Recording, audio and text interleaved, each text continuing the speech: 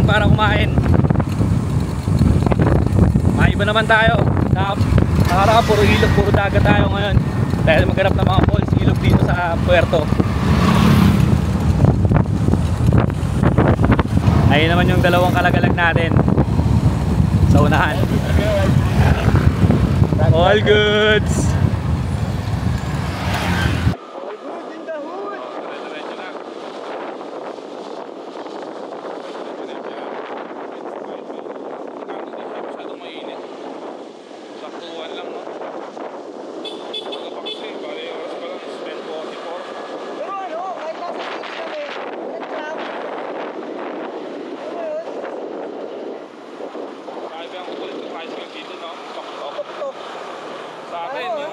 Iba na yun eh. May katok na yun. Tok-tok ka rin eh. Mga ganun na yun eh. Yung mga papel na ito nasa loob mo? Siguro naman, di namin napansin. Pero sabi na Ace, yung papel na ito sa amin nandito. Siguro nandiyan din sa inyo. Okay. Anong oras na ba? Siguro, anong oras na dyan? Meron dyan? 11 na. Tirik na tirik yung araw. Pero ito kami, walang jacket. T-shirt lang ang baon. Walang tawag sa ano, sa pangmuka. Walang sunscreen. Hindi, ano, balaklava ba yun? Basta yun, pangmuka, pang sa pang ano, pag nangwamotor. Yan. Sunog. Go! Sunog! Sunog talaga. Tirik yung araw pero okay lang. Part 2 eh. Ito yung gilusto natin eh. Pwede naman tayo matulog lang sa kwarto. Alam mo yung ano, type C na dyan na cord para pag nanokat sana itong mouse mo. Hindi ko nadala. Ang nadala ko lang yung may type C sa pangkotse ko. Pero may type C siya. Kaya Ay, ganda nun, no?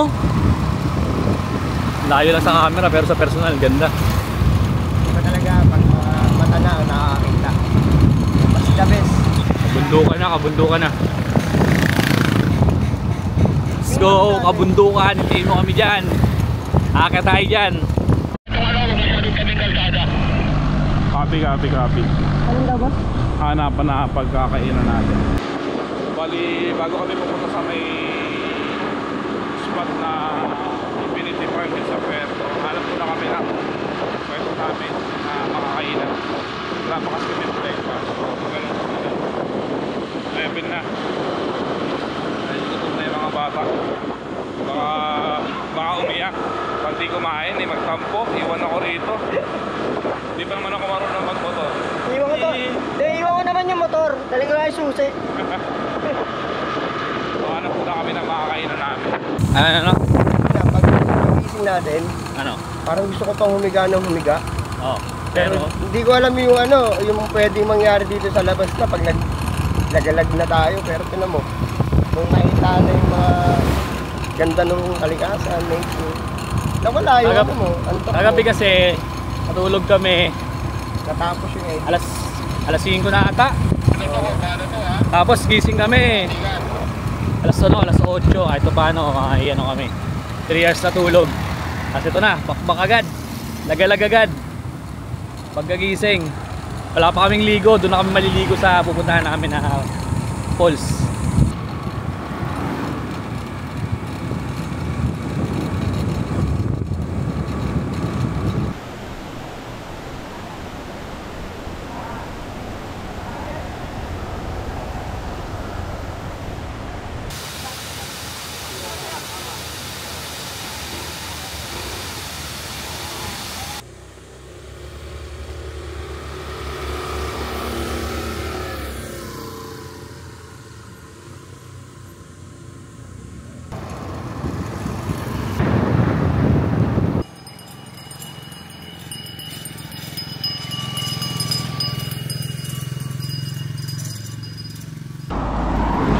Stopover kami para kumain.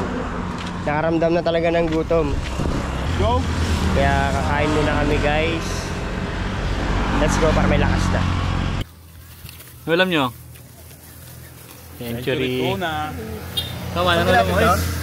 Sardines. fried sardines.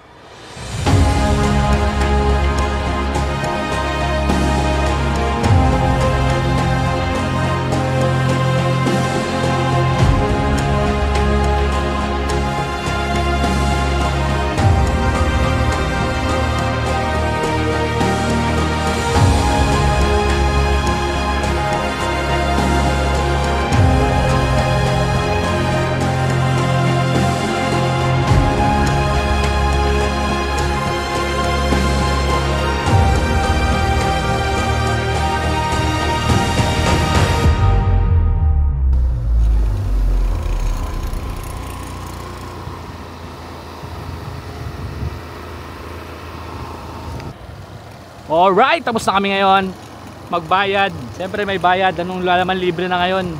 Lahat may Nakapasok na kami ngayon dito sa ano nila, gate ng Infinity Farm. Para nasa asyenda kami. Napakalaking asyenda. Bale, pinasok na namin tong farm. Farm ni ano to, ba? Ni Papa. Parang Infinity.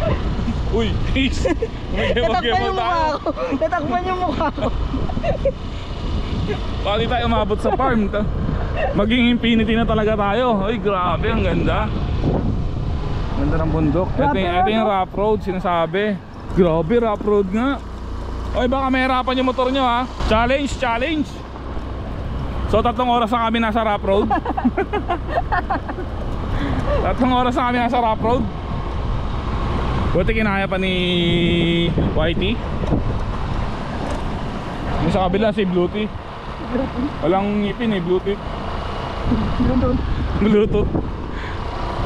Man, pangalan ng namin motor si Whitey.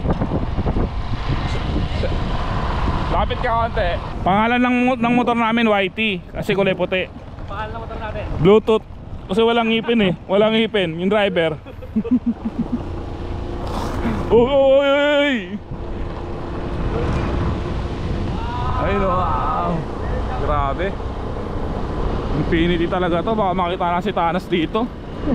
Puta, bigla tayo ni-snap, no? Andito raw si Thanos. Pare-pares namin first time dito. Yun o, may ilog oh. Uy, spot oh. Grabe, linaw. Oh, sarap. Shit, linaw ng ano. Ang sarap. Linaw, pwede na rito, no? Dito eh. So ayun, after ng mahaba-habang halos 3 hours, 3 hours no? In drive. 2.5? 3.5 hours ng pagdadrive. Motor papunta dito sa Infinity Farm ngayon. maglalakad na naman ang Lagalag. Okay. Didikit tayo ng sticker natin dito. Lagalag Boy sticker.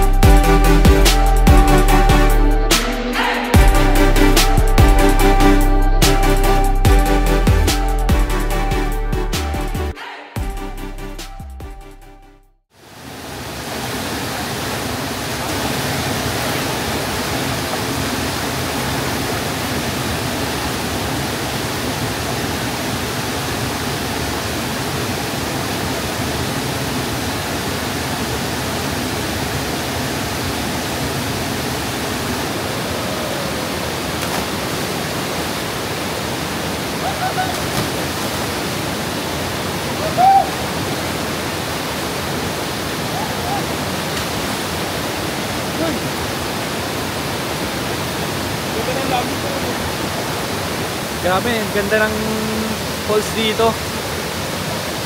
At kami lang tao. Ano? Diba? Grabe!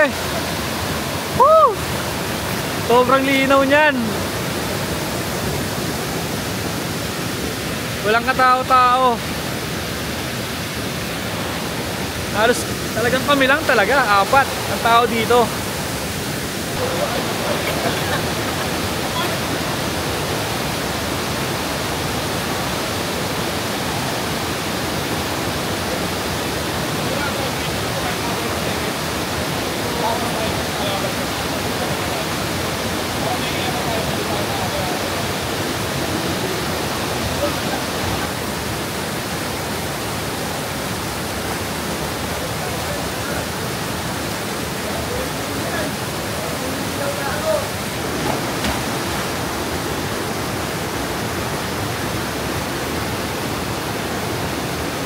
Yan.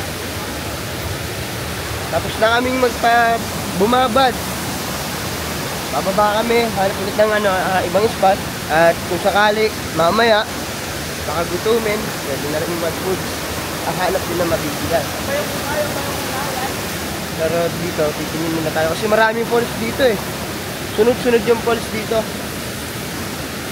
Kaya kung mapitpad man kayo sa Puerto, subukan yung puntahan, yung Infinity Farm. Sobrang ganda rito. Hindi kayo masisisi rin. Sobrang lamig ng tubig. Napakalamig dito. Okay guys. Ano bang may sasabi mo sa tapuntahan natin ngayon? Anong pwede mong Medyo yung nature trip natin nag-level up na eh. Hindi ko ina-expect yung ganito kagandang yung view.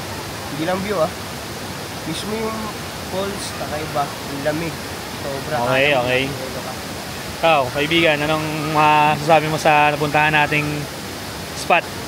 Masasabi ko, sulit yung biyahe, sulit yung pangingitim ko. Kahit sulit may yung Hindi naman na talaga. sulit yung ngalay nung kamay ko. Ikaw, ano mong kokomento mo sa mga nakita at Kung- saksihan mo sa lugar na to? Kung i-rate ko to, 1 to 10, 10. Talaga eh, kumbaga ano eh, hindi siya pahirapan eh, kumbaga kalmado yung biyahe, solid, tapos paglakad dito, hindi na packet, hindi ka tulad ng ibang falls na papahirapan ka bago makita yung ganda. Dito dumadaan tayo, nakikita natin yung ganda eh. Hindi mo alam saan sa kapupunta eh. Hindi mo na yung...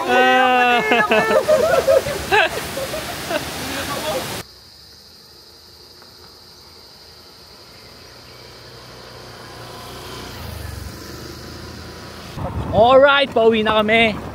Sana namang lugar ang napuntahan natin na napaka-solid, syempre. Napakaganda.